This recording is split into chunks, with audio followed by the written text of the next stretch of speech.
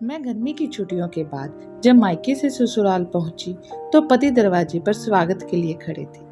अंदर गई तो देखा कि एक नई चमचमाती गाड़ी खड़ी है। मैंने अपने पति की ओर देखा तो उन्होंने गाड़ी की चाबी देते हुए कहा, कल से तुम इस गाड़ी पे ही कॉलेज जाओगी। Oh my God! इतनी खुशी हुई कि मैंने तुरंत पतिदेव को एक झप्पी दे दी और मन ही मन में सोचने लगी कि खुद के पास पुरानी गाड़ी है और मेरे लिए इतनी महंगी गाड़ी ले आए। मैं गाड़ी को देख ही रही थी कि मेरी नज़र उस जगह पड़ी जहां मेरी स्कूटी खड़ी हुआ करती थी। मैं हैरान, मेरी स्कूटी कहाँ गई? मैंने चिल्ला करके पूछा। बेच दी मैंने, अब क्या करना उस कबाड़ का? पार्किंग में इतनी जगह भी नहीं है। मुझसे बिना पूछे बेच दी तुमने? एक स्कूटी ही तो थी, पुरानी सी, गुस्सा क्यों होती हो? तो मैं चिल्ला पड़ी। स्कूटी नहीं थी वो, मेरी जिंदगी थी।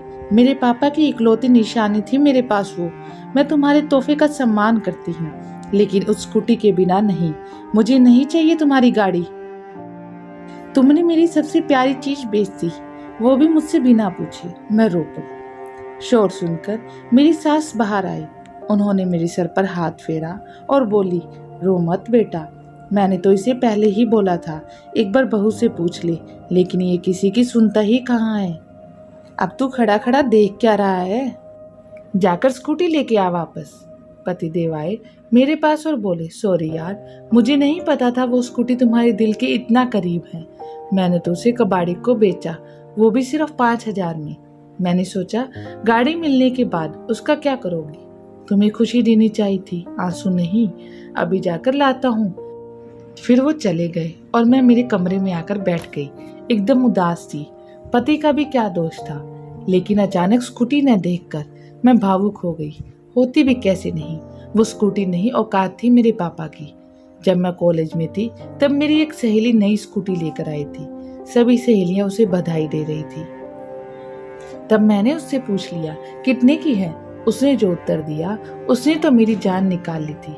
कितने की भी हो, तेरी और तेरे पापा की औकात से बाहर है। सब लड़कियां वहां से चली गई, लेकिन मैं वहां बैठी रह गई।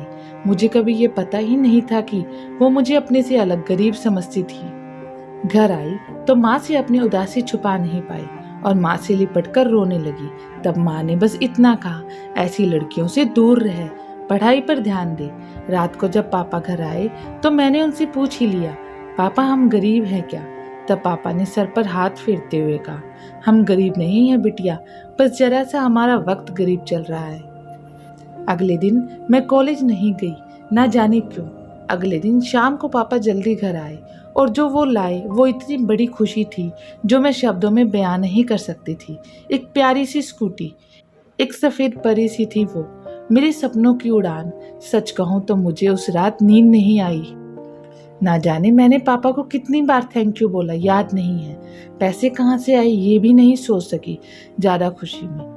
फिर स्कूटी चलानी सीखी और 5 दिन बाद कॉलेज पहुंची, अपने पापा की औकात के साथ, एक राजकुमारी की तरह। सच पूछो तो मेरी जिंदगी में वो दिन सबसे बड़ी खुशी का दिन था। मेरे पापा मुझसे कितना प्यार करते हैं सबको पता चल गया था, मगर कुछ दिनों के बाद मेरी एक सहेली ने बताया कि वो एक दिन मेरे पापा की रिक्शा पर बैठी थी।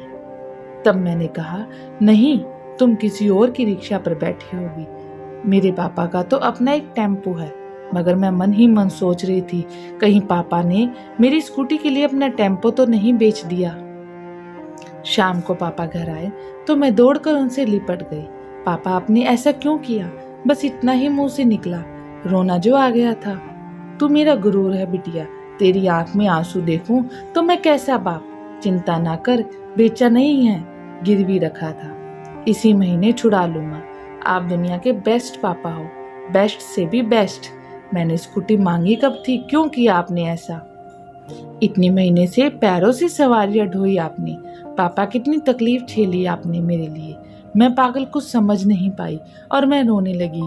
फिर हम सब रोने लगे, मेरा छोटा भाई और मेरी मम्मी भी।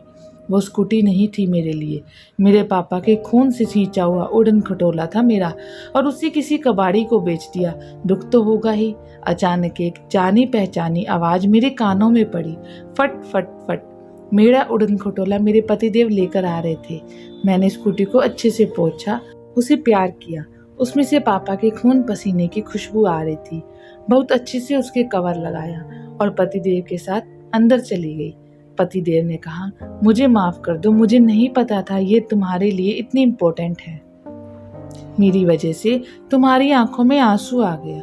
मैंने बोला, मैंने भी आप पर गुस्सा किया। मैं कुछ और कहती, इतने में मेरे पति ने मुझे गले से लगा लिया। हम दोनों मुस्कुरा दिए।